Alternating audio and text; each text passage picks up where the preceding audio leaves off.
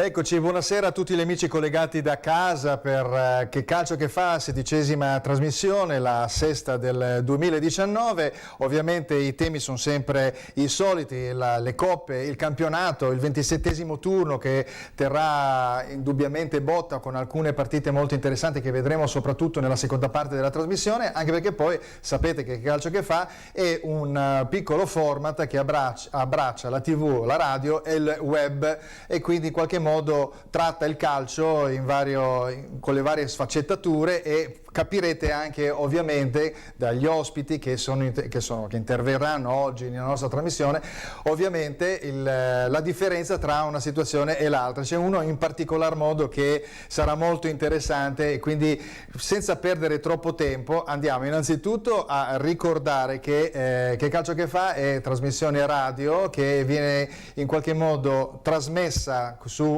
Crema Lodi TV, che è una televisione all'interno del gruppo di Lombardia TV, in una fascia diciamo pomeridiana. Dopo comunque ne parleremo più approfonditamente con il direttore ovviamente Marco Rachella, Silvi Music Radio.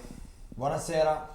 Ecco, noi ci vediamo settimanalmente, sei già venuto qua in trasmissione, e quindi il discorso che riguarda appunto questa joint venture tra Lombardia, Lodi Crema TV con Silvio Music Radio è appena iniziato, e quindi va avanti con questa fascia settimanale. E tu sei uno degli fortunati eletti, infatti sei in onda tutti i lunedì dalle 15 alle 16 con Che Calcio Che Fa. Però la fascia diciamo di ogni giorno è dalle 14 alle 15. Dalle 14, canale 111. 111, molto bene. Casa qua. Bene. Questo è il primo ospite, no? Poi vabbè, noi ci conosciamo con Marco, quindi ha già frequentato questi luoghi. Il secondo ospite invece è diciamo l'artefice di una disciplina che è molto utilizzata, molto seguita, specie nel nord Europa, e in Italia è lui il primatista italiano. Ho il piacere di avere Federico Roccio, il cacciatore di stadi. Buonasera a tutti.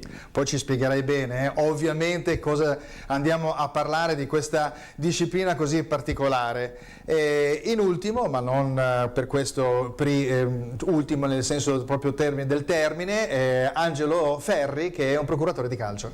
Ciao Fulvio, una buona serata a tutti. Eccoci, allora iniziamo, diciamo che questo è l'ordine diciamo di ingresso, però ovviamente la caratteristica più importante come novità all'interno diciamo dei temi trattati è ovviamente quello che riguarda il calciatore di stadi. Allora, il calciatore di stadi, direi di mandare in onda la prima slide, così capiamo un po' meglio e lui ci spiegherà meglio cosa vuol dire esattamente groundhopper. Spiegaci Federico, allora, groundhopper è una disciplina, è un termine. Un hobby, una passione, un termine talvolta ancora sconosciuto dall'inglese, saltare da uno stadio all'altro. Che cosa significa? Non seguire appunto solamente la propria squadra del cuore, ma andare a scoprire, a trovare quegli usi, quei costumi, quei mondi e quelle culture completamente diverse dalle nostre. Io faccio sempre riferimento a una partita che mi è capitata di vedere nella quarta serie turca, Bodrumspor Muglaspor, e fuori dallo stadio ho trovato questo cartello dove c'era un divieto di alcolici, un divieto di televisioni, ma soprattutto il divieto di Facebook, che al giorno d'oggi è qualcosa di inimmaginabile e di impossibile da trovare nel resto del nord Europa, ma soprattutto nel nostro paese. Beh, diciamo che utilizzi questa tua disciplina per conoscere tante realtà, e questa è una cosa molto, molto bella, divertente, e sei un turista calcistico, chiamiamolo così, però al tempo stesso conosci anche veramente tante squadre, tante strutture, e impari a capire delle differenze. Poi è chiaro che tu, quanti stadi? Adesso sono arrivato a 553 stadi in 38 paesi. 38 paesi, insomma, dalla pubblicazione di questo libro, anzi mandiamolo in onda la slide di Federico Roccio, il cacciatore di stadi, eccolo qua.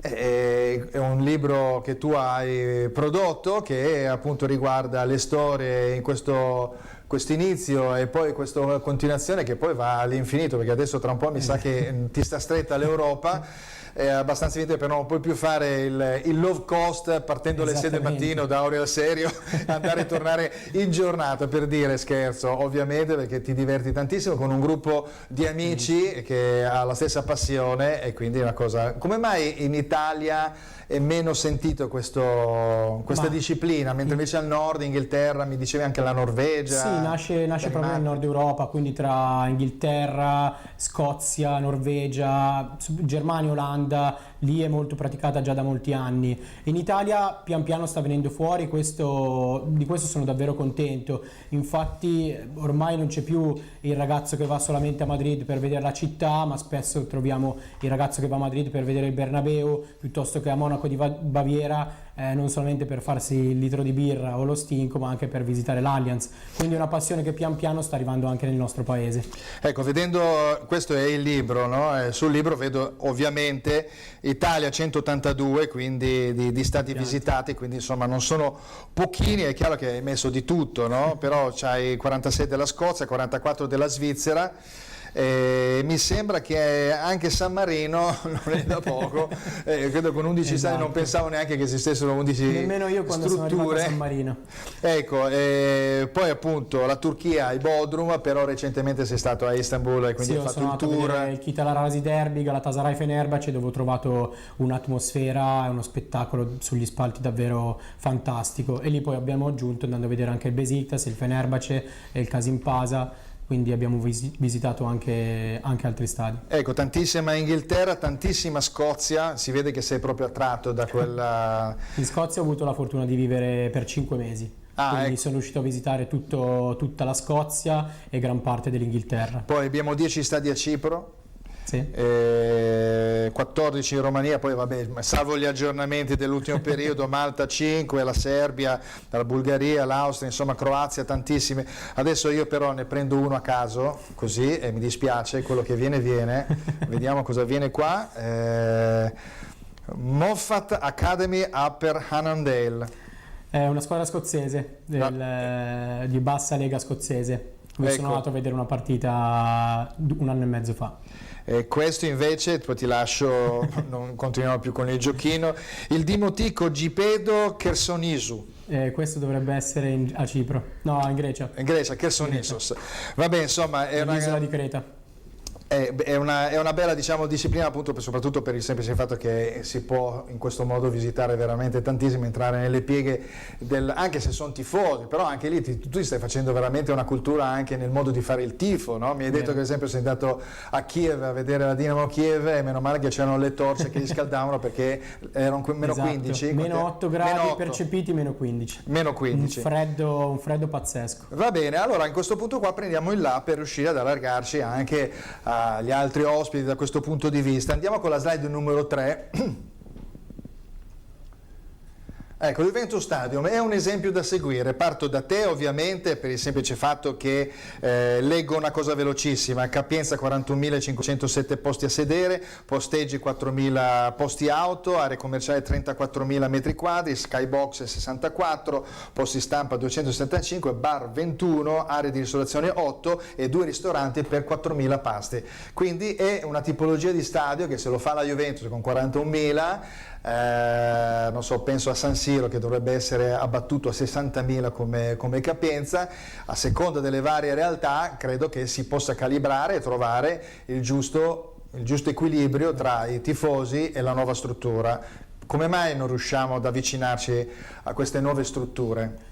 Io sono assolutamente per la modernizzazione di questi impianti, soprattutto in Italia, nel nostro paese, dove ci sono stadi che sono delle vere e proprie catapecchie. Faccio esempio il Castellani di Empoli, ma come l'Euganeo di Padova, sono veramente stadi ormai deleteri. Tanti stadi sono stati costruiti alla fine della seconda guerra mondiale, quelli più recenti negli anni 90.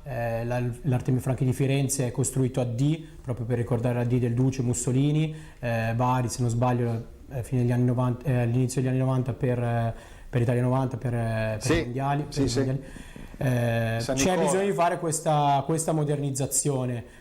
Il problema maggiore è che gli stadi sono di proprietà del comune, nessuna società vuole fare dei lavori che poi vanno a favorire quello che è il comune, e quindi il comune dice io i soldi non li metto, la società dice io i soldi non li metto e gli impianti rimangono sempre vecchi. E quindi chi ci va di mezzo è ovviamente il tifoso. Sentiamo Marco il suo pensiero sul discorso degli stadi, del perché appunto non c'è uno slancio da parte dell'istituzione, no? Per andare un po' più approfonditamente. È chiaro che sappiamo un po' la risposta riguardo a questo, però magari ragionandoci su.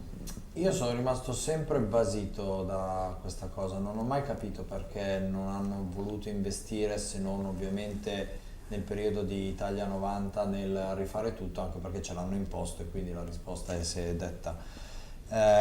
Onestamente tu mi fai la domanda, la Juventus è esempio da seguire? La risposta è sì, certo, la Juventus è un esempio da seguire in tutto e per tutto, anche perché da quando ha il suo stadio indubbiamente ha un budget che continua a rimpinguarsi di anno in anno, bravissimi a gestirlo e soprattutto bravi ad essere stati i primi in Italia a volerlo fare.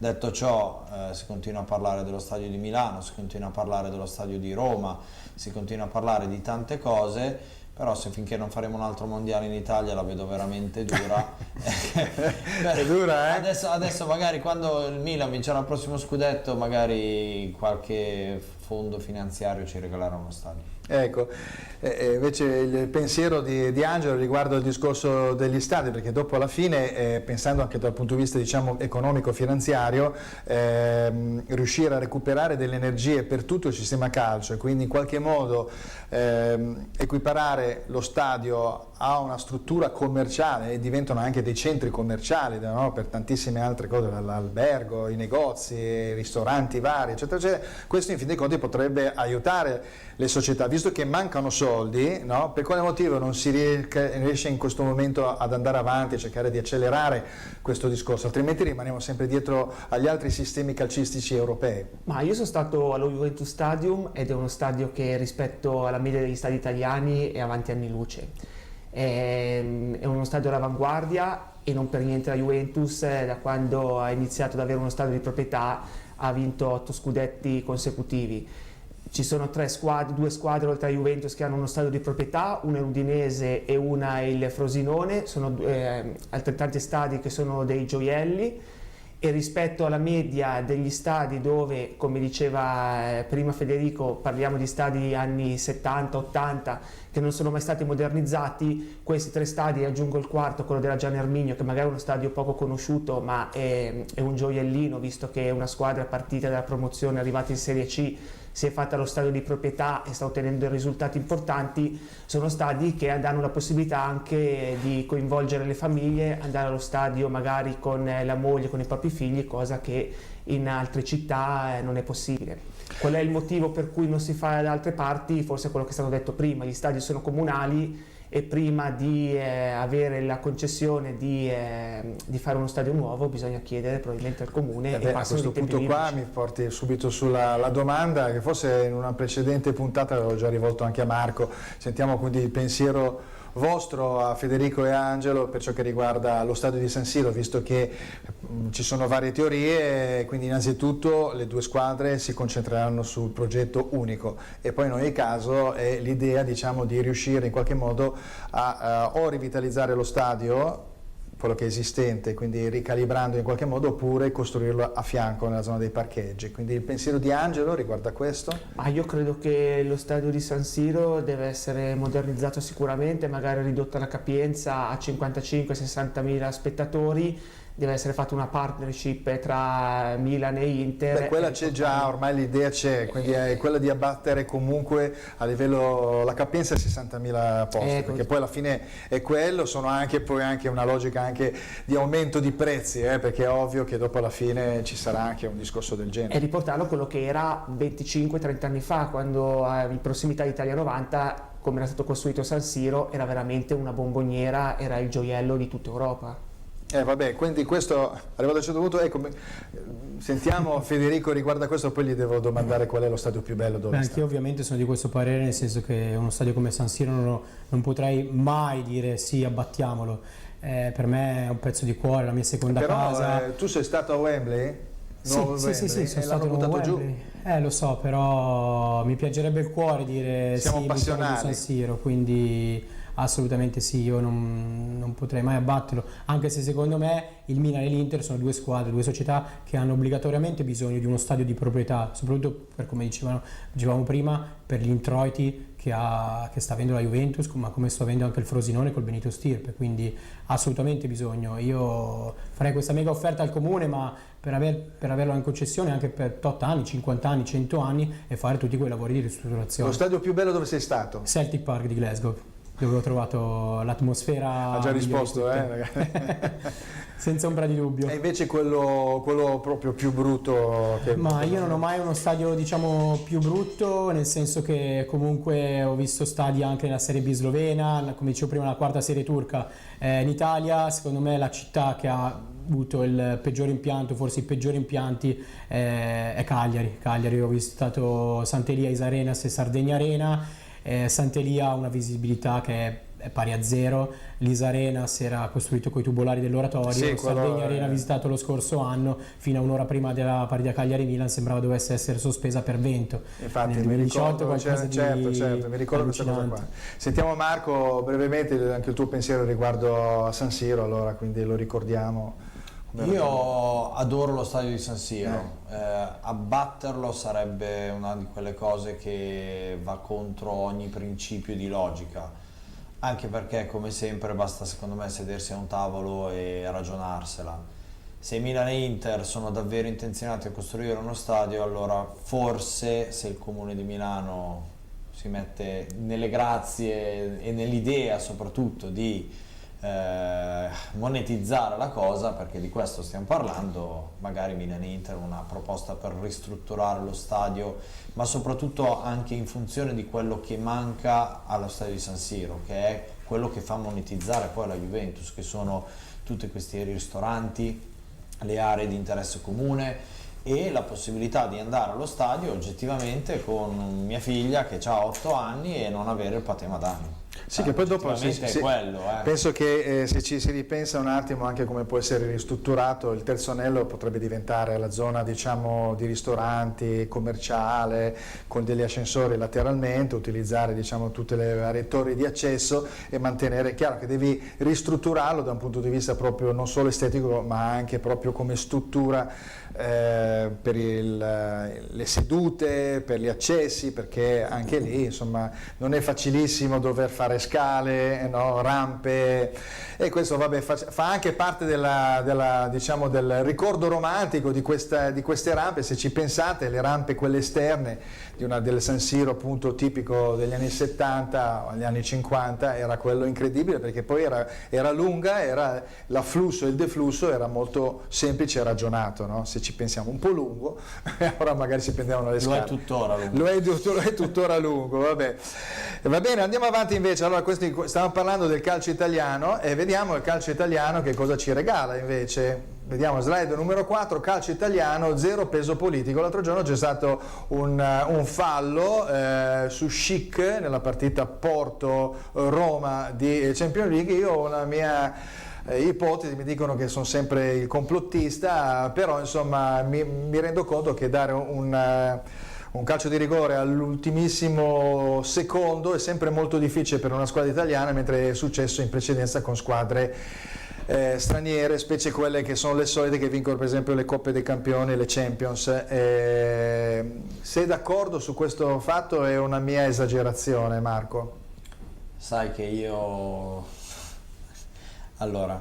visto la partita, oggettivamente sono estremamente dispiaciuto per il risultato. La Roma ha giocato una buonissima partita, era difficilissimo andare là e sperare di fare il risultato, quello che contava era passare il turno.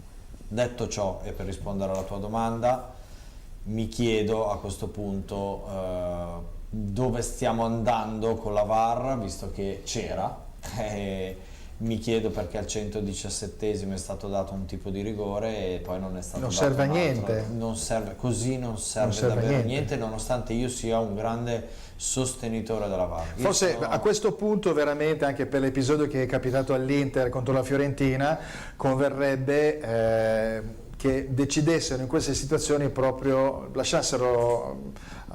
demandassero all'arbitro solo la decisione sul campo per alcune situazioni. Queste situazioni dovrebbero prendere la responsabilità, la VAR, davanti alle immagini, pensando anche che magari ci possono essere delle situazioni un po' difficili da esaminare. A quel punto lì magari un nulla di fatto, allora uno dice vabbè, l'immagine non ci aiuta, allora teniamo la decisione dell'arbitro. Ma sai Fulvio, sì. mi permetto Prego. di dirti una cosa. Io credo che la soluzione di tutto è dare parola agli arbitri, cioè finché gli arbitri hanno l'obbligo di rimanere in silenzio, di non fare dichiarazioni di nessun genere tipo, sul campo puoi fare quello che vuoi. Poi è ovvio che ti pigli le responsabilità davanti a milioni di persone che stanno guardando e che hanno visto quello che tu hai visto. Spiegherebbero meglio del perché viene fatto. A quel punto lì la spiegazione potrebbe non reggere se fosse, diciamo, spostata. Sarebbe un po' difficile per l'arbitro giustificare una decisione del genere, sarebbe davvero difficile. Vediamo allora invece il ragionamento di Federico riguardo appunto alla VAR. Sinceramente sono pienamente d'accordo con quello che dice Marco. Il VAR utilizzato in questo modo non serve assolutamente niente, a prescindere dal fatto che io mercoledì sera ero veramente dispiaciuto per la Roma, per l'eliminazione della Roma dalla Champions League. Se utilizzi il VAR in questo modo e dai un rigore al Porto, lo dai anche alla Roma. Per me non c'era nessuno dei due rigori, però se lo dai al Porto lo dai anche alla Roma. Utilizzata così, con l'arbitro che deve decidere l'arbitro, o fai una regola che dice è sì o no, o decide l'arbitro, allora siamo a punto capo, siamo allo stesso punto di prima. Invece mi rivolgo ad Angelo ricordando un fallo da rigore, mi sembra proprio o a Catania di Maicon, quindi siccome so che è di estrazione interista, gli anni che vinceva l'Inter, no, ahimè un po' ormai nel tempo, toccò con la maglia un giocatore che stava per concludere a 1 metro dalla porta, e quindi, ma proprio impercettibilmente venne dato, giustamente. Se non sbaglio era un anticipo, non so se era Cagliari o Catania. Forse, che l'Inter ha perso quella partita. Può darsi, però un rigore del genere è giusto darlo, perché comunque è chiara occasione da rete, e quindi... Ma io sui 2 rigori di ieri credo che era giusto darli tutti e due. Per mia opinione personale abolirei la VAR, anche perché io probabilmente sono un po' romantico, ho nostalgia del calcio degli anni addietro, dove l'arbitro decideva e dove non c'erano queste pause un po' da football americano. Vabbè, quello delle pause però è una cosa che fa parte del gioco, l'importante è che ci sia la verità, perché la VAR è un avvicinamento al concetto di verità.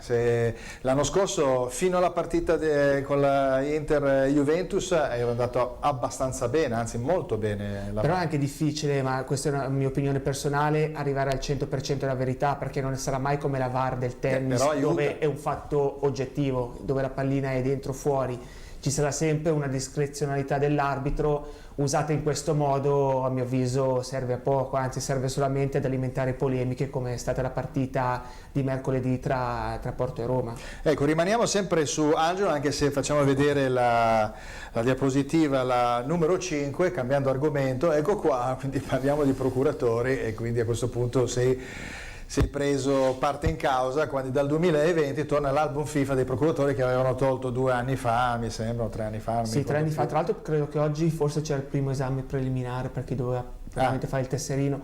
Ma però scusami, rivediamo un attimo la slide, tanto perché qua abbiamo 3 tipologie, no? Quindi abbiamo, sono quelli, diciamo, più in evidenza da un punto di vista proprio professionale, più di glamour alcuni, e più, diciamo, un po' ostentatamente aggressivi, e allora io credo che tra tutti non se ne salva nessuno, secondo me neanche Mendes, che veramente tende a cannibalizzare un po' tutte le squadre. Poi abbiamo Raiola, ovviamente, che ha un suo modo di agire e comunque sta attorno a dei campioni molto interessanti, e poi invece una situazione che è un po' ibrida, che è la novità. Ovviamente il tuo pensiero riguardo a queste 3 tipologie, al di là del fatto dell'albo FIFA che deve essere giustamente reintrodotto? Ma allora Vandanara rispetto alle altre 2 tipologie è procuratrice tra virgolette, perché è moglie di un calciatore, quindi è un po' fine a se stessa. Ha solo assistito, ci sono procuratori che hanno solo assistito. Certamente. Mendes e Raiola, piacciono o non piacciono, sono 2 diciamo, fenomeni nel genere, si sono fatti da soli, sono diventati quello che sono diventati grazie ai loro meriti, poi è normale che arrivare a quel livello probabilmente a volte porta un po' a trascendere, però parliamo di due top. È un po' difficile per un procuratore riuscire, perché i giocatori sono quelli, il numero di giocatori sono quelli, sono questi cannibali, diciamo, io li chiamo cannibali procuratori, che riescono, perché ovviamente un calciatore dice preferisco essere assistito da uno che dopo riesce in qualche modo a spostarmi anche dal prossimo futuro, diciamo, in un'altra squadra interessante, e quindi la validità di alcuni del potere che hanno in seno le stesse società. Quindi questo ragionamento, diciamo, il fatto, diciamo, di non riuscire a inserirsi è una cosa non molto facile, insomma, da parte del procuratore. Ma è ovvio che queste due tipologie di procuratori hanno comunque un tipo di calciatore per loro, cioè hanno calciatori che sono comunque dei top player. Io credo che qualsiasi persona che vuole intraprendere la carriera di procuratore deve sapere che si parte sempre dal basso, ci sono tanti calciatori, si deve fare la gavetta, quindi non credo che ci sia problema con una concorrenza che possa essere Raiola o Mendes, visto che comunque parliamo di certi tipi di giocatori che sono di top assoluti. Volevo domandare invece a Marco se questo modo, diciamo, aggressivo in qualche modo paghi sempre e comunque, quando in realtà secondo me i rapporti devono essere di stima tra il procuratore, il giocatore e la società stessa, cosa che non è avvenuta per esempio con almeno 2 degli esempi che abbiamo visto su 3. Posso risponderti in maniera ironica? Come vuoi. Se da pizzaiolo diventi multi-euro miliardario, la risposta è sì. Beh, certo, ovviamente. Cosa c'è da dire in più? C'è da dire non che c'è un discorso etico riguardo a questo. L'etica nel calcio è decaduta anni fa, fondamentalmente, e credo che ormai sia brutto da dirsi, ma che finché certi personaggi hanno certi poteri, perché le squadre non possono dirla, cioè la squadra intesa come società ovviamente, non può dire la sua o lo può fare fino a un certo punto, o sei disposto a perdere certi calciatori, e può starci, e se citiamo il caso Milan, il Milan poteva tranquillamente perdere Gigio Donnarumma, che se ne andasse pure al Real Madrid ai tempi che furono, e anche perché avere in squadra un secondo come Reina, tanto di cappello, e si vede che lui è accettato, altrimenti no, non c'è speranza, cioè purtroppo è uno sport che è basato sul soldi, è inutile che ci stiamo a prendere in giro, adesso gira tutto intorno a quello, le decisioni arbitrali influenzano gli andamenti delle società, perché le società sono quotate in borsa, influenzano, a parte i dibattiti da bar o delle trasmissioni TV come possiamo fare noi adesso, influenzano milioni di dollari, milioni di euro, e ad oggi i procuratori hanno il coltello dalla parte del manico, quindi o le società si impongono e dicono come stanno le cose e dicono ok, io ho Paquetá, l'ha portato qua al Milan una persona che è all'interno del Milan stesso, è rappresentato da un tale procuratore che un giorno verrà lì, si bussa e dice Paquetá prende 100 euro all'anno, lo vuoi ancora? Me ne dai 1 milione di euro adesso. E il Milan deve decidere, ma lo deve fare dopo un attento ragionamento sul fatto: Paquetá serve veramente al Milan, o ci facciamo prendere in giro, o dobbiamo essere sfruttati da certa gente? Allora, su questa Perché domanda io potrei girarti la palla e dirti cioè, parliamo sui social? Se no, ti giro la palla, perché è una presa in giro, dai, cioè è una presa in giro. bisogna cercare di rimanere, diciamo, comunque su dei canoni ed evitare il massacro, anche perché poi abbiamo l'esempio appunto di Vandannara, dove in un attimo le situazioni sono state in qualche modo destabilizzate, no? All'interno proprio della stessa società, con dei provvedimenti anche togliere la fascia, quindi è una situazione, diciamo, abbastanza difficile. Io ho apprezzato tantissimo questa cosa.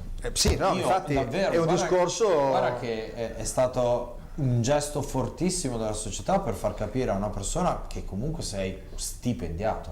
Però appunto lui c'è ha un un gioco a contratto. massacro del procuratore dietro una situazione del genere, come è successo specie con Raiola nel passato, casi di Balotelli, Ibrahimovic, ma anche altri, sì, lo stesso Donnarumma. Quindi è una situazione, diciamo, sempre un po' difficile. Comunque vedo che questo è un argomento che è interessante, potevo sentire il ragionamento riguardo a questo di Federico, quindi vi lasciamo un attimo la trasmissione e quindi un minuto di pubblicità e poi torniamo.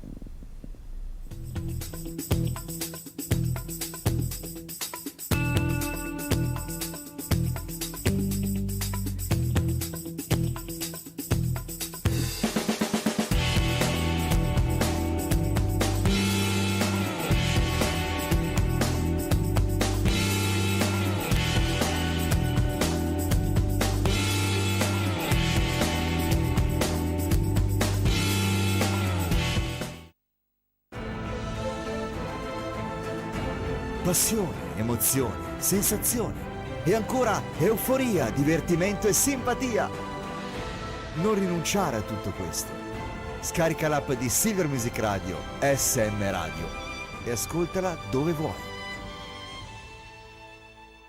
Silver Music Radio, la tua radio ti ascolta. Eccoci tornati con Che Calcio Che Fa, seconda parte della nostra trasmissione. Durante la pausa pubblicitaria abbiamo disquisito con l'Accademia della Crusca da parte appunto di Federico Roggio, che diceva che è stato sdoganato il termine il VAR, perché si intende Video Assistant Referee e non la VAR intesa come la moviola, perché mentalmente noi siamo attaccati, siamo italiani, siamo attaccati a quel ragionamento. Quindi diciamo la verità, è valido tutto, perché poi alla fine con questi termini italiani, inglesi che si mischiano tra di loro, insomma l'importante è capirsi. Dal tuo punto di vista invece il ragionamento che dicevamo prima è tutto un discorso legato ai soldi. In giro per l'Europa tu hai visto delle realtà invece altamente sportive che magari hanno delle realtà che non sono molto ricche, che però hanno tantissima passione, tantissima logica dello sport. Assolutamente. In giro Qualche per esempio? l'Europa, per esempio mi ricordo l'Hamilton in Scozia, ho visto un derby contro il Motherwell, dove ho conosciuto Massimo Donati, ex sì. Bari, Verona, Palermo, Celtic? Ex Celtic anche. Lui tra l'altro ha un tatuaggio del Celtic tatuato sul petto, e vedi delle realtà veramente come per esempio l'Hamilton, dove c'è veramente tanta passione, ma come per esempio in Grecia all'Ofi Creta i tifosi riempiono lo stadio, il Teodoros Vardino-Giannis, tutte le domeniche con torce, coriandolate. Hanno veramente la passione dentro e non si attaccano appunto solo alla moneta. Questo è il discorso, è sempre solo il discorso della cultura calcistica dei vari paesi, che quindi non deve essere in ogni caso sempre abbattuta da un punto di vista prettamente economico. Purtroppo invece stiamo andando in quella direzione. Va bene, parlando della direzione, parlando degli allenatori, per esempio una cosa molto interessante che sta, perché è un po' diciamo il risultato delle ultime giornate, delle ultime settimane, è questo valzer ipotetico che ci sarà a giugno con il calciomercato. Vediamo il valzer degli allenatori, guardate che non sono pochi, sono anche molto ma molto importanti e possono aprire degli scenari incredibili, quindi ne parliamo in questa seconda parte. Quindi vediamo Zinedine Zidane che è in qualche modo annunciato alla Juventus, parrebbe, se non un ritorno al Real. Abbiamo Conte che gravita una volta che si sblocca la situazione economica con il Chelsea. Abbiamo Gattuso che non sappiamo se rimarrà al Milan, stessa cosa Spalletti, non si sa se rimarrà all'Inter. Abbiamo il geniaccio di Mourinho che gravita su tante squadre, e poi cosa farà invece tra virgolette da grande Massimiliano Allegri, nel senso che ha fatto già tantissimo e credo che potrebbe essere anche il momento giusto. Sentiamo il vostro pensiero riguardo a questo. Inizio con Angelo. Ma allora, innanzitutto la panchina del Real Madrid farà un po' l'effetto domino, nel senso che Parte da quello, dici, quindi? Sicuramente sì.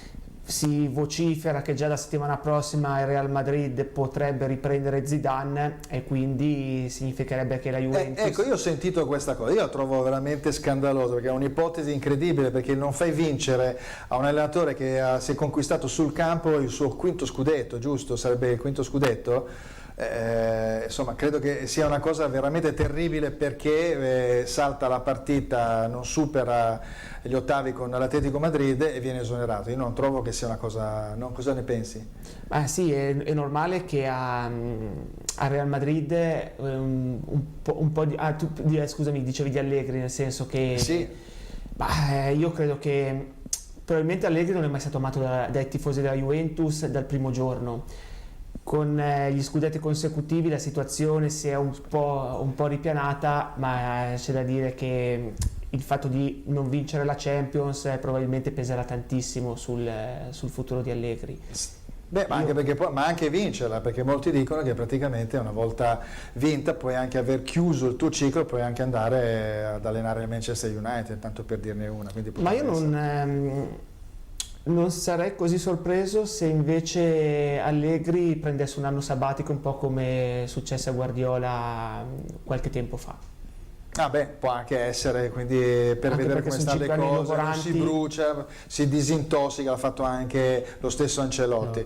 Vediamo invece come ragionamento Federico, che lui è appunto un po' più internazionale. Allora a questo punto qua li andiamo a prendere come situazione Mourinho. Ecco, Mourinho cosa può andare a fare, visto che è in qualche modo vicino forse al Real Madrid? Il valzer degli allenatori è un grande classico di tutte le estati.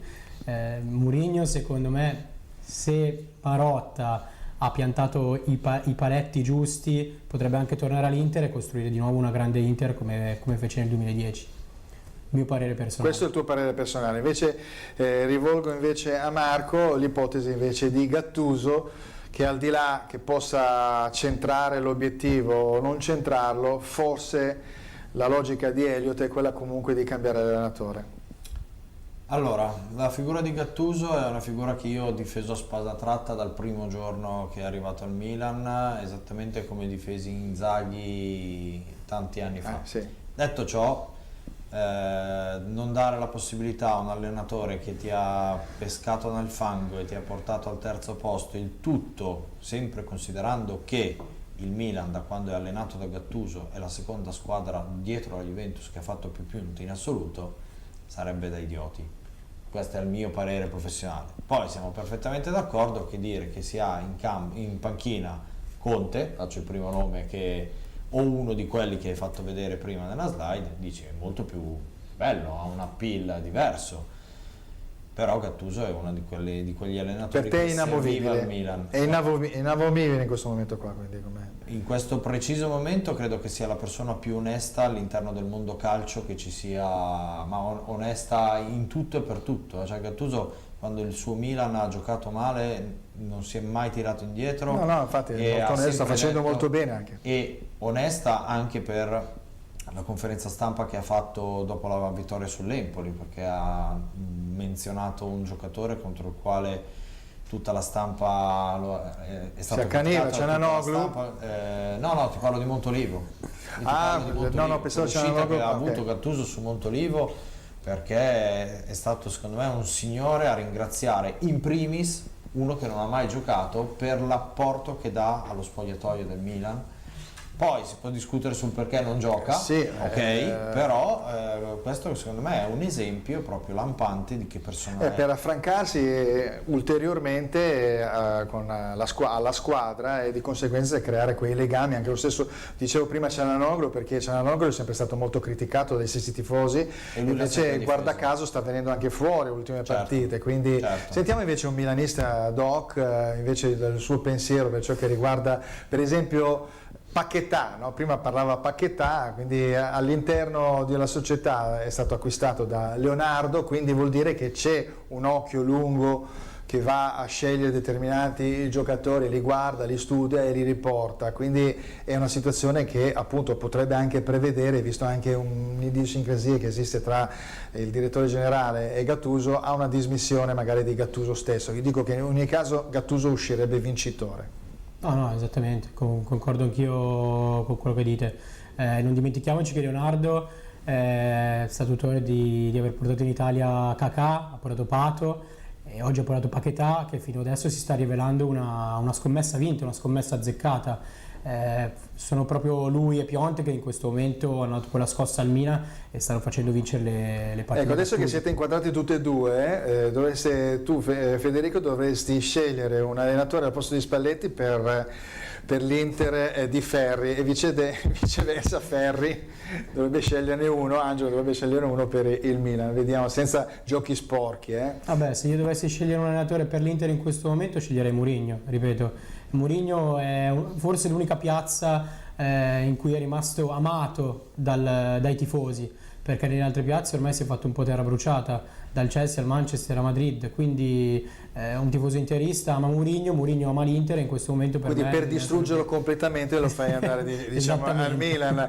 Mentre invece Angelo, cosa dici invece? Chi proporresti per il Milan qualora Gattuso venisse dismesso? Ma io credo che innanzitutto Gattuso deve restare al Milan, anche perché si è già salvato un paio di burrasche sia nella stagione precedente che in questa, ha saputo riprendersi alla grande. Però ipotizzando, dovesse andare via Gattuso diventa difficile prendere il posto di Gattuso, probabilmente direi Conte. Perché sì, perché poi sono anche giocatori giovani, perché Conte avrebbe bisogno comunque di giocatori da far correre tantissimo, perché sostanzialmente è quello il suo modulo. Va bene, allora a questo punto qua stiamo entrando nelle pieghe diciamo del campionato, quindi andiamo con la settima slide, il fumettone, perché riguarda sempre il calcio. Il nostro calcio è tanto vituperato, io dico sempre questa battuta: ma chi vuoi che interessi Bologna-Cagliari, che saranno delle partite in corso, perché sarà mica fantastica, risponde il pallone di una volta. Huddersfield Town contro Bournemouth, hai visto gli stadi di questi due? No, purtroppo no. Prossima meta è questa. Va bene, questo tanto per dire che insomma praticamente il nostro calcio è sempre vituperato, ma soprattutto dall'interno, quindi cerchiamo di rialzarlo. Vediamo la classifica invece, che analizza un attimo uno stato di cose con la Juventus ormai che sta andando avanti, il Napoli che ha perso segna leggermente il passo, il Milan con l'Inter 48 e 47, abbiamo una Roma 44, attenzione che la Lazio deve recuperare una partita, può raggiungere la Roma, l'Atalanta che è 41 col Torino, poi c'è la Sampdoria 39 che ha scalzato la posizione della Fiorentina, che ha perso appunto contro l'Atalanta la settimana scorsa, Sassuolo, Parma e il Genoa che si è avvicinato, non ultimo il Cagliari che si sta riavvicinando dopo la vittoria con l'Inter, l'Udinese che sta uscendo dal guano ma deve fare sempre molta attenzione, e poi due squadre che cercano in qualche modo di creare un po' di spazio tra loro, come la Spal e l'Empoli, e il Bologna e il Frosinone, che sono alla ricerca disperata di punti per agganciare la quartultima. Il Chievo poi segue a 10 che fa comunque dignitosamente la sua figura. Vediamo invece le partite che sono sempre considerate dal mio punto di vista come interesse, e dopo voglio sapere il vostro pensiero. Le prime partite sono più importanti, secondo me sono un Sampdoria-Atalanta, lo vediamo con 39 punti e 41, con l'Atalanta fuori casa interessante, la Sampdoria che sta andando molto bene, abbiamo la Fiorentina e la Lazio, quindi la Fiorentina che deve cercare, gioca molto bene in casa, deve cercare di avvicinarsi di più alla zona Europa, e la Lazio deve mantenere il passo della terza e della quarta, Bologna-Cagliari che è Frosinone-Torino, dove Bologna e Frosinone hanno 18 e 17 punti e vanno a scontrarsi con due realtà, in cui da una parte il Cagliari deve cercare di rimanere agganciato al centro classifica, il Torino invece è una squadra in crescita, quindi partite molto difficili, perché se le perdono non succede nulla, perché vedendo quelle successive, Roma-Empoli e Inter-Spal, come vedete 22 e 23 sono le due squadre che sono a ridosso delle ultime tre, in teoria non c'è un nulla di fatto, ma se per caso facessero punti l'Empoli e le Spal in casa della Roma e dell'Inter è un po' difficile, però a quel punto lì veramente perdi le partite e incomincia a crearsi veramente quello spazio tra le ultime e la quartultima. Poi abbiamo Parma-Genoa, che dovrebbe essere una partita interlocutore, direi quasi un pareggio o una partita da pazzi, un Sassuolo-Napoli dove il Napoli deve fare attenzione di non sedersi, perché comunque stanno risalendo l'Inter e il Milan, comunque sono lì, perché se tu perdi due partite ce li hai a ridosso. Chievo-Milan e Juventus-Udinese in teoria non dovrebbero dare sorprese. Partiamo da Marco. Al di là della partita del Milan, quale partita di queste vedresti per interesse in base alla, non solo per la classifica? Quelle che hai messo in fascia rossa, se si può rivedere la slide, Che sono Sampdoria, Atalanta, Fiorentina, Lazio. Fiorentina Lazio sicuramente è la partita della domenica a mio giudizio. Fiorentina Lazio. Sì, e hai detto bene prima te, o è un 0-0 della noia o Parma Genova potrebbe diventare la partita più divertente Sì. in assoluto. Il Milan dovrebbe avere una vita tranquilla, la Juventus ormai fa un campionato a sé, non ci puoi neanche entrare, neanche se Bussi dici mi fai giocare, ti dicono Sì, c'è no. anche la partita di ritorno con l'Atletico, quindi è una partita, magari l'Udinese può sperare un pareggio, non si sa mai. Guarda, quindi. se la Juventus dovesse perdere o pareggiare una partita da qua alla fine della stagione sarei felice perché almeno cambiamo un attimo la routine. Però detto questo è oggettivamente cambia la squadra niente. più forte, è oggettivamente la squadra da battere in questo momento in Italia ed è oggettivamente una squadra molto battibile in Europa. Sentiamo Federico, qual è la partita che vedresti al di là di questo Chievo-Milan che ormai già il risultato è scontato, no? No, Diciamo. scontato no, perché Ah, comunque no? nel calcio nulla è scontato. Però onestamente, forse perché me lo consente il mestiere, tra virgolette, di calciatore di stadi, dove non scegliamo sempre il match, ma andiamo a cercare sempre la partita, sempre tra virgolette, un po' più ignorante, scegliere la partita dello Stirpe, Frosinone-Torino. Complice il fatto di aver fatto una presentazione del mio libro a Frosinone, quindi salutando gli amici di Frosinone, spero si possano salvare quest'anno. E quindi andrei a vedere la partita dello Stirpe Frosinone-Torino. In casa comunque fanno delle buone prestazioni, una squadra comunque vabbè. Sì, anche qualche se punto. il Matusa era più un fortino. Il Matusa respiravi il vero calcio a differenza del nuovo impianto. Al Matusa c'era veramente paura ad andare a giocare. Lo Stirpe è molto più tecnologico, molto più modernizzato e quindi è già più... Avete sentito il calciatore di stadi come spiega lo stadio, la passione che chiaramente si percepisce in quegli ambienti, quindi lui c'è stato e quindi giustamente ce lo riporta. Sentiamo invece Angelo, la tua partita scelta, prescelta? Avrei risposto anch'io uguale, Frosinone-Torino, per il motivo che il Frosinone deve assolutamente vincere per sfruttare il turno casalingo, le partite difficili di Spal ed Empoli, e il Torino per vedere se finalmente riesce a fare il salto di qualità. Dopo 5 risultati utili consecutivi, il record di aver tenuto la porta imbattuta per queste 5 partite è forse la partita decisiva per vedere se veramente può arrivare in Europa League o addirittura magari approfittando di qualche passo falso dell'Inter o della Roma per fare Cairo in qualche modo ha detto che stiamo facendo, adesso l'Inter è quarta, la settimana precedente aveva detto facciamo la corsa sull'Inter. Ma anche perché poi il Torino proprio storicamente fa fatica in questo tipo di partite, quindi vincendo Frosinone a mio avviso diventerebbe una seria candidata sicuramente per l'Europa League e per far la mina vagante se qualche squadra sopra dovesse concedere qualche punto. Ecco, riprendiamo il discorso del campionato, perché prima mi sono inchiato di dirti, di domandarti, dopo che abbiamo visto la slide che riguardava appunto gli allenatori, quali sono i prospetti che secondo te sia all'estero che in Italia potrebbero cambiare casacca in una forma diciamo abbastanza chiara? Penso Chiesa per dirne uno, no? Quindi nel calciomercato. Sicuramente Barella. A mio avviso che è il primo è già fatto, dici. calciatore, ma sicuramente non resterà a Cagliari per il prossimo anno, probabilmente andrà all'Inter. Difficile un passaggio all'estero visto che ha già rifiutato il passaggio al Chelsea. Non è ancora al momento forse, sì, no? Dici. Quindi E dall'estero invece?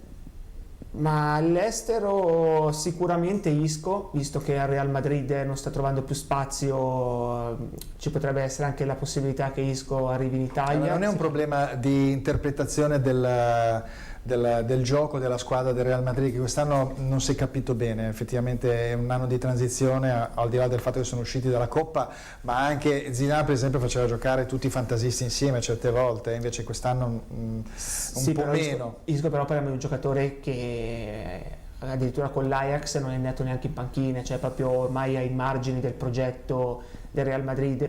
Forse l'unica salvezza è che con l'esonero ormai imminente di Solari, che col nuovo allenatore abbia comunque la possibilità di ritornare a far parte almeno della rosa. C'è un giocatore che ti piacerebbe per la tua Inter? Dall'estero? Beh, a mio avviso Rakitic potrebbe essere il centrocampista che probabilmente complementa un po' il centrocampo dell'Inter, ancora in misura maggiore rispetto a Modric, che paga anche un po' l'età, visto che l'anno prossimo arriva, mi pare, su 35 anni. 34-35. Vediamo la risposta a questa domanda da parte di Marco. C'è un giocatore per il quale diciamo ti sveneresti, ma dico dall'estero, per il Milan? No, in questo momento no, sinceramente se dobbiamo sognare ce ne sono tanti. No, beh, chiaro, qua giochiamo un po'. Io non sono stato d'accordo sul pallone d'oro assegnato quest'anno a Modric, però oggettivamente bisogna riconoscere che è un calciatore di uno spessore e di una mentalità calcistica davvero avanzata, e quindi sì, lo vorrei. È un po' il giocatore moderno, no? È un giocatore moderno, sì, che sa fare quello che l'allenatore... A chi l'avresti dato? Non ho capito. Il pallone d'oro a chi l'avresti dato?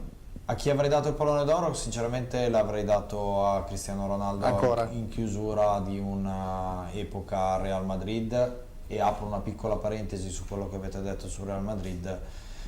Secondo me è pura follia tenere fuori dalla rosa certi giocatori. È chiaro che ogni allenatore ha le sue idee, come c'era Gattuso, c'era anche l'allenatore del Real Madrid, c'era Spalletti. Però insomma è come se Allegri mettesse Pjanic in panchina e poi a un certo punto gli dicesse adesso te ne stai anche in tribuna, cioè bisogna anche avere un minimo di concezione per dire che certi calciatori, se una società li ha comprati, o hai la fotocopia e altrettanto brava, oppure devi farti due domande se devi allenare certe squadre, perché poi ovviamente, senza nulla togliere a nessuno, non è il mio lavoro, parlo proprio da chi guarda, da fruitore del calcio. Secondo me tenere in panchina o addirittura fuori dalla rosa certi tipi di giocatori è da folli, veramente da folli. Sentiamo Federico riguardo a questo, sempre il calciatore che in qualche modo... Per me un giocatore cede è Antoine Griezmann, è un giocatore al quale avrei dato il pallone d'oro. Attenzione, perché puoi far giocare Piontek con Griezmann? Sì, assolutamente. Li fai giocare insieme? Tutte e due, tutte e due. Ha vinto l'anno scorso... Per quello abbiamo Cutrone, dai. Io in questo momento, se, come dici tu, un giocatore per quale ti sveneresti, prenderei Antoine Griezmann. Ha vinto un mondiale, ha vinto l'Europa League, ha vinto la Supercoppa Europea l'anno scorso con l'Atletico Madrid. Quindi se devo puntare a un giocatore dell'estero in questo momto punterei su Griezmann. Soldi Se dovessi invece guardare a casa nostra, un giocatore per me ha un ampio margine di crescita è Federico Chiesa. Chiesa, ok. Faccio la domanda anche a voi due. Angelo, un giocatore italiano? Barella. Sentiamo invece Marco dal punto di vista interno, un giocatore, un talento italiano che potrebbe essere interessante anche come collocazione in campo, no? Quindi... Posso aggiungere un altro nome? Sì, prego. Tonali. Tonali, ok, sì, quindi il centrale di difesa davanti. Sì. Sentiamo invece Marco da questo punto di vista. Mi ha rubato il nome, perché io avrei detto anch'io Tonali. Sinceramente è un calciatore molto molto bravo, un giovane estremamente promettente. Chiesa secondo me è già nella fase superiore, sta già maturando in maniera importante, non mi stupirei, a meno che non dichiari amore a vita stile Del Piero, Juventus e Maldini Milan alla Fiorentina, non mi stupirei se a breve sbarcasse in una delle big, e spero che vada all'estero, sinceramente. Perché sì. Gira e rigira, sono sempre le stesse squadre in cui ci ronzano un po' attorno. Il Chievo-Milan non ci possono essere sorprese, no? Domando, può essere una cosa... Stai chiedendo me? Beh, dico, sentiamo Marco. Chievo-Milan è una di quelle partite che il mister Gattuso dice si vincono i campionati vincendo 1-0 a Chievo e non vincendo contro la Juventus 4-3 a Milano. E lui ha ragione, perché se noi guardiamo le partite che fanno la differenza, la Juventus ha vinto 7 scudetti di fila tra Conte e Allegri, andando a vincere 1-2-0. Sì, perché probabilmente la capacità è quella di piallare, tra virgolette, le squadre che non ti devono dare dei problemi. Invece questo la dice lunga sul fatto della grandezza della Juventus di questi ultimi anni, che non ha mai avuto grandissimi problemi, mentre invece, parlo per esempio per l'Inter, ci sono state grossissime situazioni in casa, penso, no? Anche l'inizio della di questo gennaio con un Sassuolo, una partita veramente brutta, e quindi vuol dire che anche quello fa parte, diciamo, della crescita di una squadra. Queste sono le partite che ti possono far buttare via dei punti, soprattutto Sì. Chievo Verona ormai è l'ultima spiaggia che deve per forza vincere per rimanere aggrappato al treno salvezza. Poi comunque negli ultimi anni, forse l'anno scorso il Milan è andato abbastanza in scioltezza a Verona, ma ha vinto 1-0 con il gol di Montolivo prima di Pasqua. Penso all'Inter, io sono perdeva tifoso quando c'era dell'Inter. il Cossato, Tiribocchi, Pelissier, Sì, quindi sì. Chievo Verona è una squadra che in casa non ti fa giocare. No, ma poi tra parentesi sta interpretando questo ruolo di ultima in classifica nel migliore dei modi, molto sportiva da questo punto di vista, quindi direi che Esatto. è una cosa anche bella. Sentiamo Angelo. Ma il Chievo allora fino al 90esimo vinceva con la Juventus, ha pareggiato con l'Inter, ha pareggiato con la Roma, ha pareggiato con la Lazio, quindi secondo me è una partita Insomma, li abbiamo già tirata quelli del Milan, ecco, vabbè, anche perché poi a questo punto c'è un discorso che riguarda appunto l'Inter e il Milan, perché c'è stato il sorpasso settimana scorsa e poi tra due partite c'è invece il derby, e quindi come si presentano queste due squadre anche nell'ottica di un reintegro per esempio di Icardi stesso nell'organico dell'Inter, però si è fatto male per esempio Nainggolan, e invece il Milan parrebbe stare un po' meglio da questo punto di vista, quindi 2 risultati su 3, Marco, da parte del Milan? No, non mi sento di dire questo. L'anno scorso, quando non fu giocato il derby, e sappiamo tutti per quale bruttissimo motivo, a questa domanda ti avrei risposto c'è solo un risultato. Il Milan stava nettamente meglio rispetto all'Inter, l'Inter forse era nel periodo peggiore della stagione, il Milan era in quello migliore, e per cui ti avrei risposto sì. Adesso non lo so, secondo me in questo Come si momento... avvicinano le due squadre? Secondo te sarà una partita molto difficile? Allora, magari sfocia in un pareggio molto duro? Spero di tutto cuore per lo spettacolo che non diventi lo 0-0 da addormentarsi, perché è un punto salva e poi ce la giochiamo nei campi delle altre. Detto ciò, credo che le squadre si avvicinino a questo derby sentendolo molto, e credo che ce la si giochi a 360 gradi indipendentemente dai Icardi, indipendentemente da Piontek o Cutrone, indipendentemente da mal di pancia delle mogli dei calciatori o dai procuratori dei grandi portieri. Non lo so, oggettivamente il derby è sempre una partita a sé, l'abbiamo visto all'Olimpico cosa è successo. È un classico, ci sta, quindi sappiamo che svicola da qualsiasi pronostico, però mi azzardo lo stesso con i nostri 2 ospiti. Federico?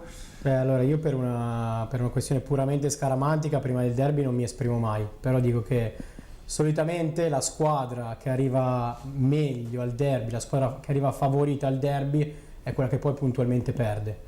Quindi in questo momento Lasci perdere meglio, questo discorso, anche perché poi c'è di mezzo questa grande vittoria dell'Inter perché arriva sfavorita. C'è di mezzo questa partita con il Chievo, e quindi finché non scolliniamo, perché poi l'Inter ha la sua bella gatta da pelare dall'altra parte con la SPAL. Angelo? Ma è una partita che non si può fare un pronostico. Non cambierà anche se vincesse il Milan e avesse un vantaggio di 4 punti per esempio sull'Inter, non dovrebbe cambiare. C'è Marco che comincia a fare un segno. No, io spero che sia una bella partita, nel senso migliore rispetto un po' al derby dell'andata e migliore rispetto magari agli ultimi derby. Poi chi vince, non so, è una partita che sfugge a ogni tipo di pronostico. Ogni tipo di pronostico. Bene,